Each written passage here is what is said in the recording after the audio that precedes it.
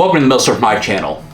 I'm going to do a small video here on something that's a little bit of a mystery to me. I made a pickup here about a month or so ago at a small military show. This is an Argentine 1909 Mauser, and it is in beautiful condition. I'll overlay some pictures of it here. This was made at DWM in Berlin. But the mystery part of this, and I mean all the numbers are matching on it. It's a beautiful rifle. I mean, it looks like it's almost been unused.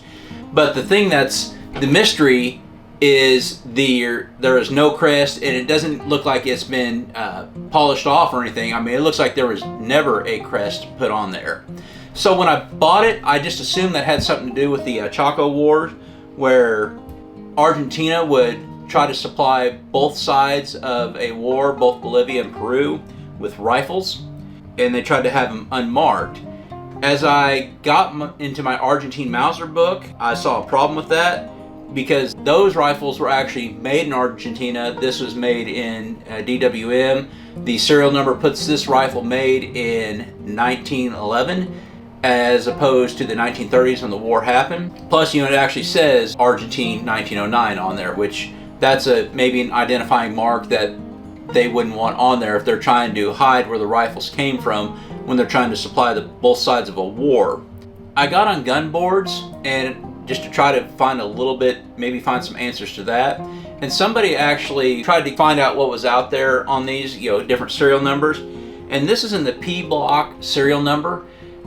This was one of the, last ones made. It's in the last block made. And there's a couple hypotheses that came from that. One is that maybe the stamp that put the crest on there broke, and they just didn't want to bother with it, or maybe this Argentina just they received these and they kept it just to kind of keep it aside in case they did need to sell some, like for the Chaco War in the future, and they didn't want it marked. But many of these P block Argentine 1909s that show up on this gun board site, most of them are, it looks like there never was a crest. And that's, that'd be too much of a coincidence that somebody would scrub a bunch of them off when they came over here.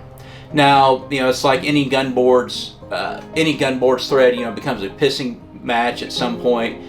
But that's kind of what makes most sense, since most of the P blocks I've seen online do not have a crest on it. It looks like they never had a crest on it.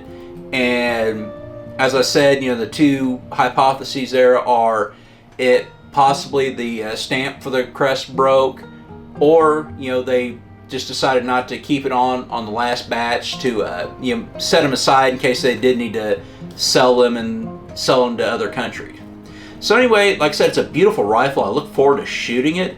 It's in, what's it, 7.65 Argentine, and it's all matching.